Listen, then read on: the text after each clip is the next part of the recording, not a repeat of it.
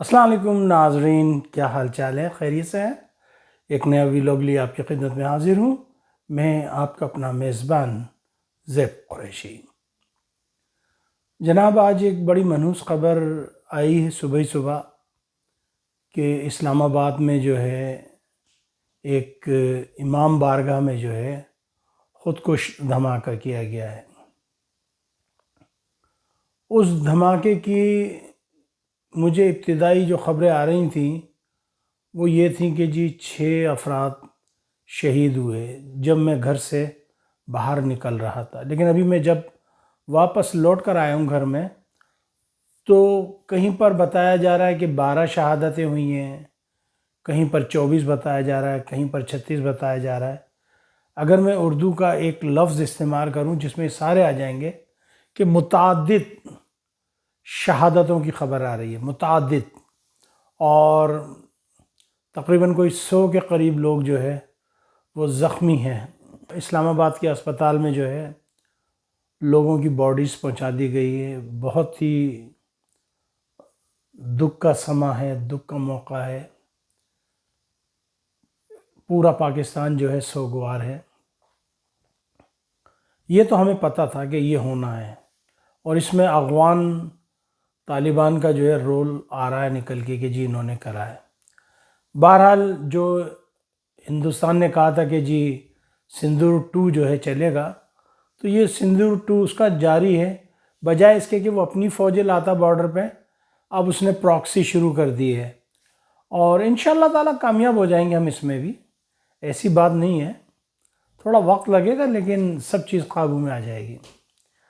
لیکن میں اپنی حکومت سے ایک بات کہنا چاہوں گا کہ بھائی جو ہمارے سیاسی حالات ہیں ان کو بہتر کیا جائے، عمران خان کو رہا کیا جائے اور بات چیت کی جائے جو بھی ہے، اور ملک کے اندر جو ہے ایک نئے الیکشن کروائے جائیں تاکہ یہ جو اس وقت عجیب و غریب قسم کی صورت حال ہے اس سے بچا جا سکے۔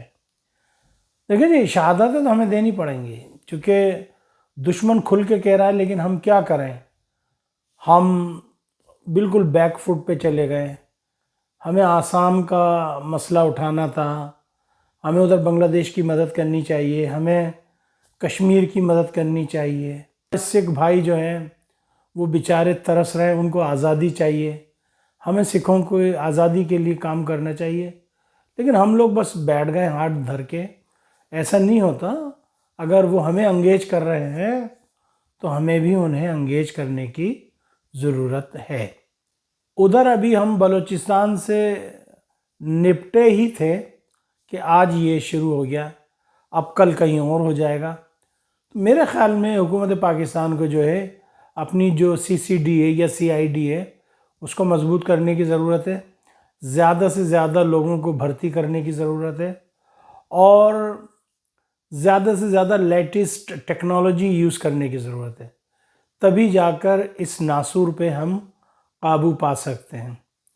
اچھا، دوسرا، افغانستان میں جو یہ رجیم بیٹھی ہے تو یہ معاملات خراب کر رہی ہے، تو دوسرے لوگوں کو بھی دیکھا جا سکتا ہے، برتا جا سکتا ہے۔ اب دیکھیں نا، 35% جو ہے طالبان یعنی یہ پختون آبادی ہے، جبکہ 40-45% جو ہے وہ یہ جو تاجک اور ازبک اور ہزارہ یہ ہیں، اور 10-15% جو ہے شیعہ طبقہ ہے افغانستان میں۔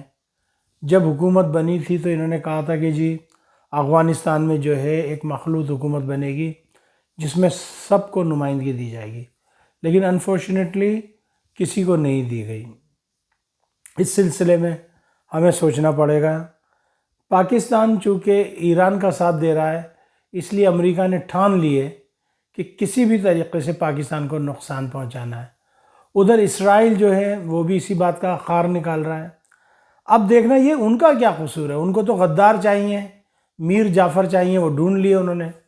لیکن بات یہ کہ جب یہ لڑائیاں ہوں گی، کل کو ان کی اولادیں آئیں گی تو ان کو شرم آئے گی کہ یہ غداروں کی اولادیں ہیں۔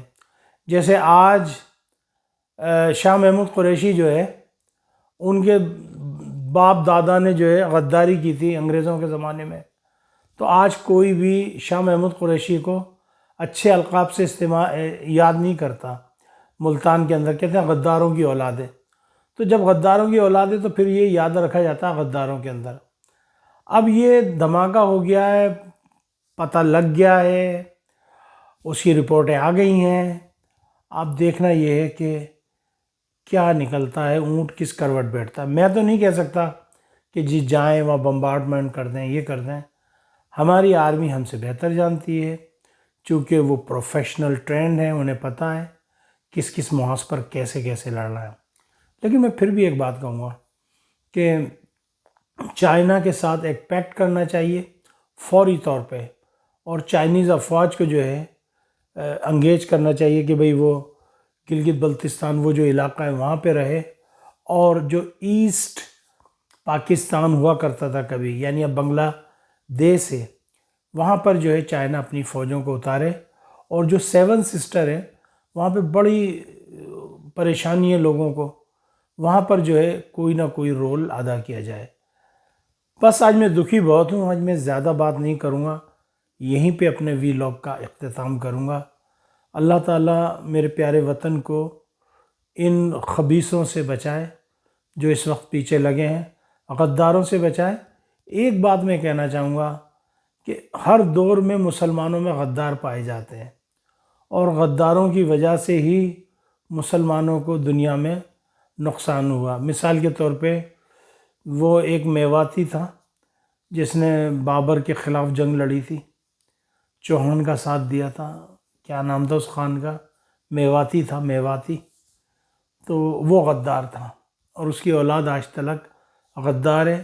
پھر قائم خانی، یہ غدار ہیں، یہ جو راجستھان میں قائم خانی ہے، میجورٹی آف قائم خانی غدار ہیں. یہ میں 110% ایشورٹی سے کہہ سکتا ہوں.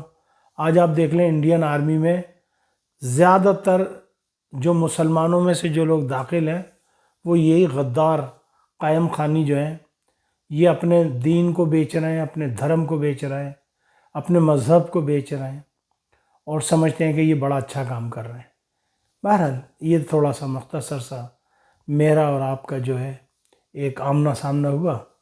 اللہ تعالیٰ میرے پیارے وطن پاکستان پہ اپنا رحم کرے، کرم کرے، فضل کرے. پاکستان زندہ باد، افواج پاکستان پائندہ باد. السلام علیکم ورحمۃ اللہ وبرکاتہ.